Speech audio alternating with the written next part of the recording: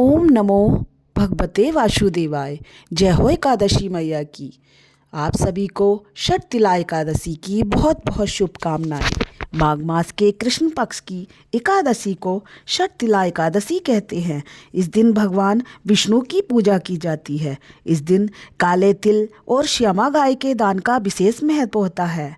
इस दिन शरीर पर तिल के तेल की मालिश की जाती है, तिल जल से स्नान किया जाता है तथा तिल जलपान तथा तिलों के पकवान का विशेष महत्व होता है। विधि पूर्वक यह व्रत करने से रोगों को मुक्ति मिलती है और सुखों में वृद्धि होती है। एक बार कृष्ण बोले, हे नृपश्रेष्ठ, माघ मास के कृष्ण पक्ष की एकादशी षटतिला के नाम से प्रसिद्ध है, जो सब पापों का नाश करती है, जिसका वर्णन पुलत्स्य ऋषि ने दालभ्य ऋषि से किया था।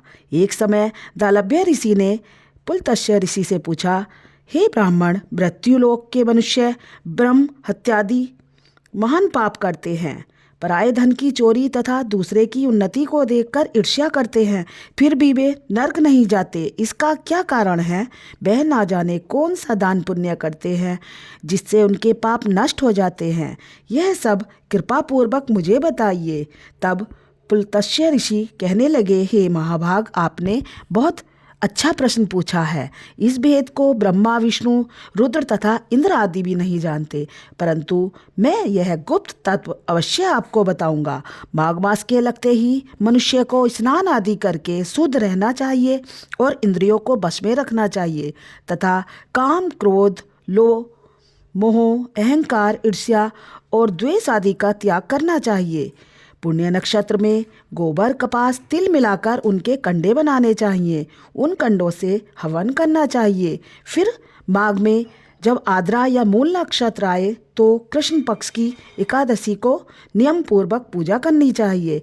स्नान आदि नित्य क्रिया से निवृत्त होकर भगवान का पूजन करें और एकादशी का व्रत धारण करें। फिर रात्रि में जागरण करें।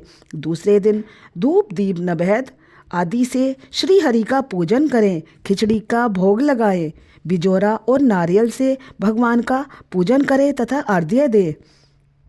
हे भगवान, आप दीनों को शरण में देने वाले हो, इस संसार सागर में डूबे हुए का उद्धार करने वाले हो। हे जगतपते, आप लक्ष्मी सहित इस तुच्छ अर्घ्य को ग्रहण करें। इसके पश्चात जल से भरा हुआ कुंभ ब्राह्मणों को दान करना चाहिए। कुछ लोग ब्राह्मणों को श्यामा गाय भी दान करते हैं और तिल पात्र भी देना उत्तम है। तिल स्नान और भोजन दोनों में श्रेष्ठ है, अतः मनुष्यों को तिलों का दान करना चाहिए।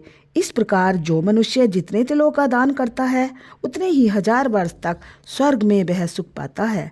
तिल के 6 प्रयोग और तिल का दान इस प्रकार होता है: तिल स्नान, तिल का उपटन, तिल का हवन, तिल का तर्पण, तिल का भोजन, तिलों का दान। तिल के 6 प्रकार के प्रयोग होने के कारण ही यह षटतिला एकादशी कहलाती है।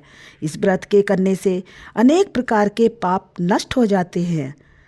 इतना कहकर पुलत्स्य ऋषि बोले, अब मैं इस षटतिला एकादशी की कथा सुनाता हूँ। तब भगवान ने कहा, हे नारद, मैं तुमसे आंखों देखी सत्य घटना कहता हूँ। प्राचीन काल में मृत्युलोक में एक ब्राह्मणी रहती थी। वह सदैव व्रत रखती। उसका शरीर अत्यंत दुर्बल हो गया था, परंतु उसने कभी देवताओं या ब्राह्मणों के लिए अन्न या धन का दान नहीं किया। मैंने सोचा कि ब्राह्मणी ने व्रत आदि से अपना शरीर शुद्ध कर लिया, अब इसको विष्णु लोक तो मिल ही गया है, परंतु इसने कभी अन्नदान नहीं किया, इसलिए इसकी तृप्ति होना कठिन है। ऐसा सोचकर मैं भिक्षक बनकर मृत्युलोक में ब्राह्मणी के पास गया और भिक्षा मांगी। वह ब्राह्मणी बोली, महाराज, आप यहाँ किस लिए आए हैं? मैंने कहा, मुझे भिक्षा चाहिए। इस पर उसने एक मिट्टी का ढेला मेरे भिक्षा पात्र में डाल दिया। मैं उसे लेकर लौट आया। कुछ समय पश्चात वह ब्राह्मणी भी शरीर त्याग कर स्वर्ग में आ गई। उस ब्राह्मणी को मिट्टी का दान करने से स्वर्ग में सुंदर महल मिला, परंतु उसने अपने आप को अनादि सब सामग्रियों से शून्य पाया। वह मेरे पास आई और कहने लगी, भगवान, मैंने अनेकों व्रत किए, पूजा की, परंतु फिर भी मेरा घर अनादि सब वस्तुओं से शून्य है। इसका क्या कारण है? मैंने कहा, पहले तुम अपने घर जाओ, जहाँ देव स्त्रियाँ तुम्हें देखने के लिए आएंगी। पहले षटतिला एकादशी का पुण्य और विधि सुन लेना, तब द्वार खोलना। मेरे वचन सुनकर वह अपने घर गई। जब देव स्त्रियाँ आईं द्वार खोलने के लिए तो ब्राह्मणी बोली, यदि आप मुझे देखने आई हैं तो शर्तिला एकादशी का महात्म्य सुनाइए। उनमें से एक देव स्त्री कहने लगी, मैं कहती हूँ। जब ब्राह्मणी ने शर्तिला का महात्म्य सुन लिया तब उसने द्वार खोला।